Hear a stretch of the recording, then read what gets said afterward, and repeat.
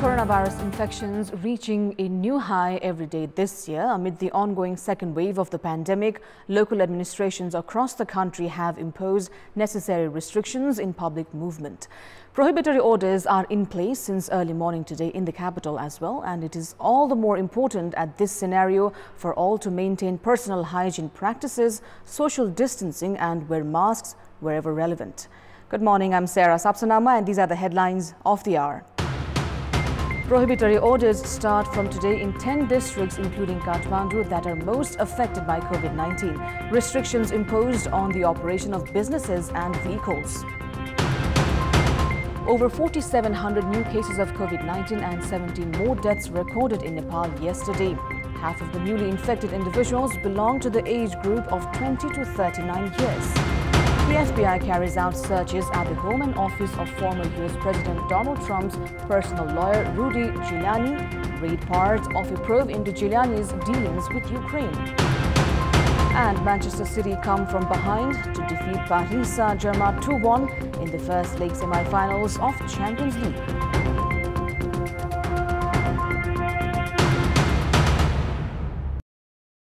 Prohibitory orders in the federal capital and several other districts most affected by the coronavirus crisis have begun from today. Restrictions have been placed for 2 weeks from 6 this morning, during which the public will be barred from going outdoors except for emergency purposes. Restrictions have been implemented for 2 weeks in Kathmandu, Lalitpur, Bhaktapur districts as well. Likewise, prohibitory orders have been implemented in Palpa, Dang, Kailali, Kanchanpur and Surkhet from this morning. The COVID-19 Crisis Management Committee had recommended the government to impose restrictions on movement in urban areas with more than 500 daily cases and rural areas with more than 200 daily cases. Meanwhile, prohibitions were in place in Bake, Kaski and Bardia, and the local administration offices can extend the prohibitions further based on the COVID-19 situation.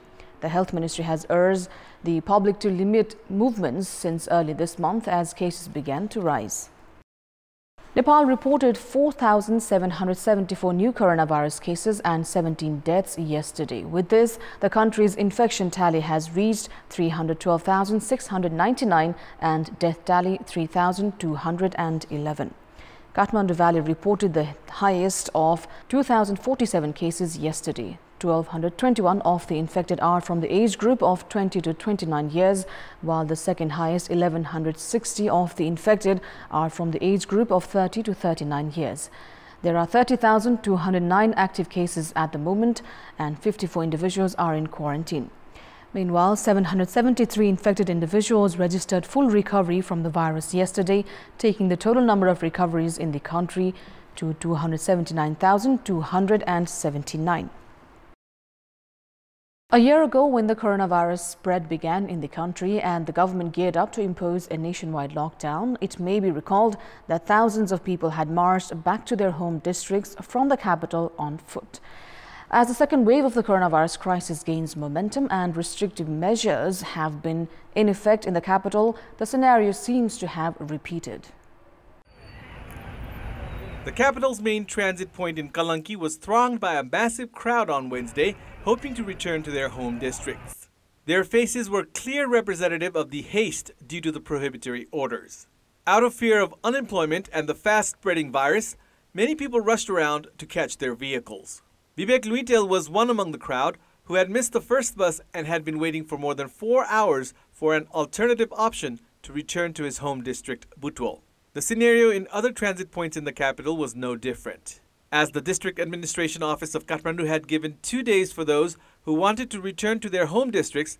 Transit points remained crowded throughout the day on Tuesday and Wednesday.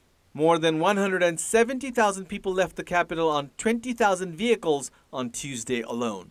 Many others were left out as vehicles ran out of capacity.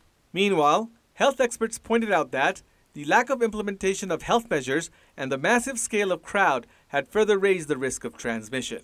Experts also emphasize on the need for these returnees to stay in quarantine for 2 weeks to avoid catastrophe. In our Public Voice segment, we've asked farmers gathered in Thankuta for a livestock and agricultural farming training what problems have they faced so far in this sector. Let's take a look at what they had to say.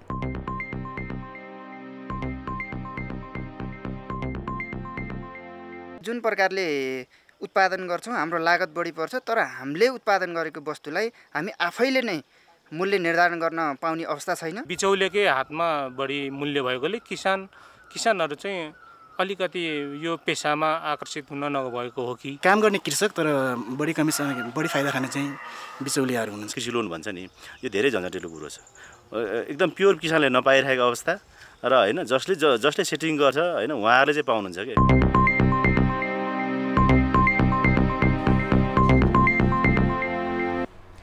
Time now for our segment Public Pulse, where you text us with your opinion.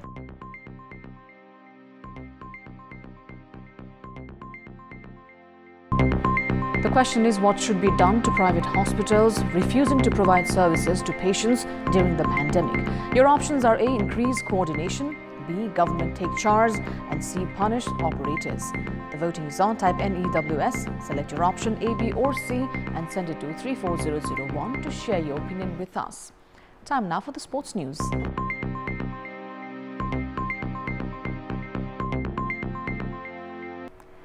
Pokhara Thunders registered their first win in the Nepal Super League, defeating Biratnagar Football Club by a solitary goal. In the match played at Capital's Dasrath Stadium in Tripureshwar, the first half ended in a goalless stalemate.